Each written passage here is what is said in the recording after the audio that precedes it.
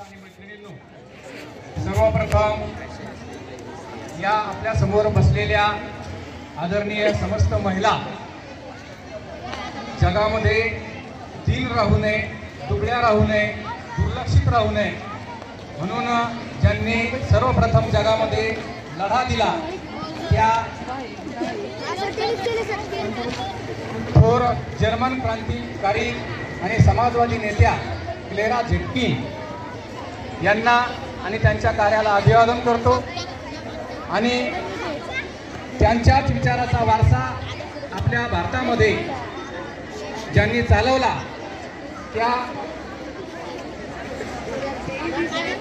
क्रांतिज्योती सावित्रीबाई फुले की ज्यांच्या त्यागामुळे, ज्यांच्या संघर्षामुळे, त्यांच्या प्रयत्नामुळे या मुली बोलत जरी असल्या तरी त्यांना बोलण्याचं स्वातंत्र्य ज्यांच्यामुळं प्राप्त झालं, ज्यांच्यामुळे या आदरणीय महिलांना आणि या मुलींना अच्छे दिन आले, त्या क्रांतिज्योती सावित्रीबाई फुले यांना मी प्रथमतः विनम्र अभिवादन करतो।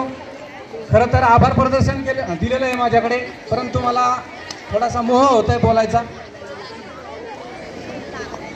विद्यार्थी मित्र आणि मैत्रिणींनो,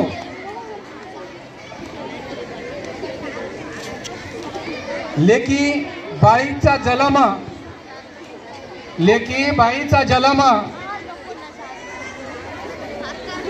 तिकडे आवाज येतोय।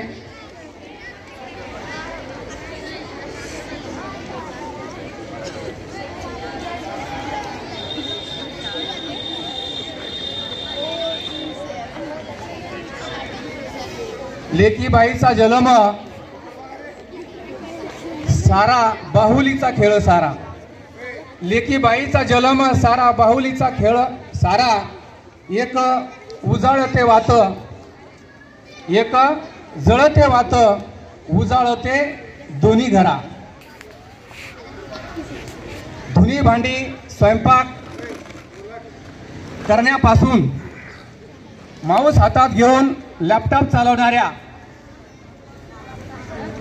जमिनीवरचं अंगण स्वच्छ करून झाडून त्यावर सुंदर प्रकारची रांगोळी काढण्यापासून अंतराळामध्ये झेप घेणाऱ्या तुमच्या सारख्या सर्व महिलांना मी अभिवादन करतो।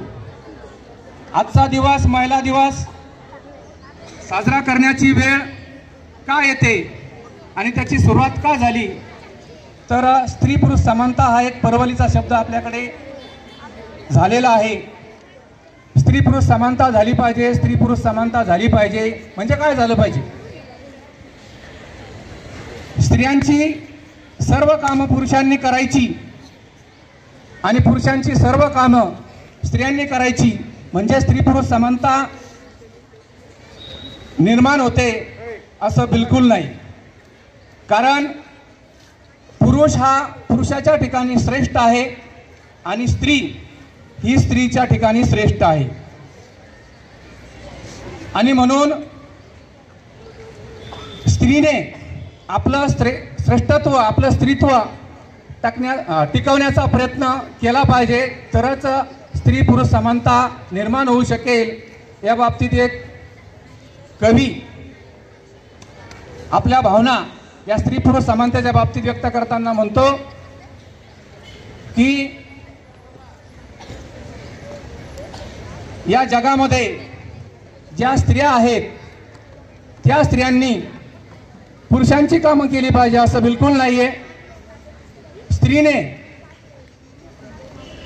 ही स्त्री जेव्हा समाजामध्ये दिसते तेव्हा हा कवी म्हणतो की मला राग येतोय, मला राग येतोय, मला दुःख होतंय, मला किवई येते जेव्हा तू असतेस।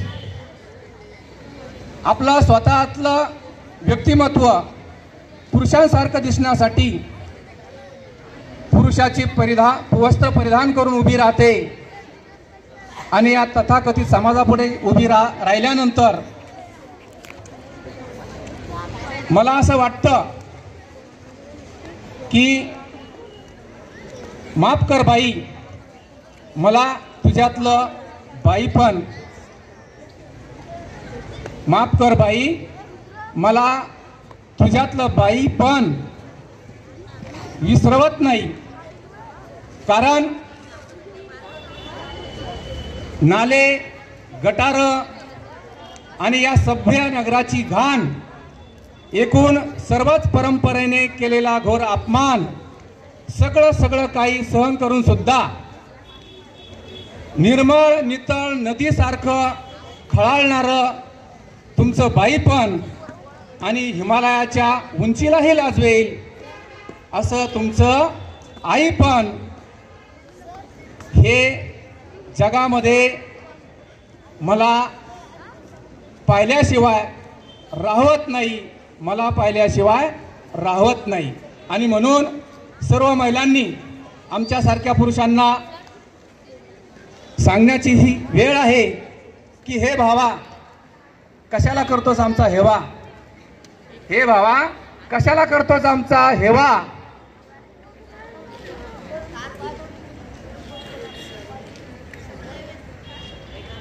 अरे भावांनो, we are great, we are great. बाईपण भारी देवा, बाईपण भारी देवा. अशा या शक्ती, सहनशक्ती असलेल्या महिलांना आजच्या महिला दिनाच्या निमित्ताने मी शुभेच्छा देतो. आज हा कार्यक्रम या प्रशालेच्या सन्माननीय अध्यक्षा, ज्यांचा आपल्या सर्वांना अभिमान आहे, आदरणीय मुख्याध्यापकांनी या ठिकाणी त्यांच्याबाबत बोलताना उल्लेख केला. काही दिवसापूर्वीच मॅडम त्यांना जालन्यामध्ये यशस्विनी महिला पुरस्कार प्राप्त झालेला आहे आणि त्यामुळे आम्हा सर्वांना त्यांचा अभिमान आहे. त्यांच्या मार्गदर्शनाखाली हा महिला दिन या ठिकाणी आनंदात उत्साहात साजरा झाला. या कार्यक्रमासाठी विद्यार्थी मित्रांनो आणि उपस्थित महिला भगिनी आणि सहकारी बंधू भगिनींनो, या ठिकाणी मी सांगू शकतो की समाजकारण आणि राजकारण अत्यंत स्पर्धेचं क्षेत्र राहिलेलं आहे आणि या स्पर्धेच्या क्षेत्रामध्ये सुद्धा व्यासपीठावर बसलेल्या आदरणीय शुभांगी मॅडम आणि संध्या मॅडम या आपल्या पेनाच्या ज्ञानाच्या साह्याने आपल्या कर्तृत्वाचा ठसा उमटून या ठिकाणी पाहुण्या म्हणून या ठिकाणी आमंत्रित झालेले आहेत. त्यांनी आपल्या निमंत्रणाचा स्वीकार केलेला आहे. त्याबद्दल प्रशालेच्या वतीने आपण सर्वांनी त्यांचं आभार या ठिकाणी व्यक्त करायचे. जोरात टाळ्या वाजून त्यांचं अभिनंदन आणि आभार व्यक्त करायचे.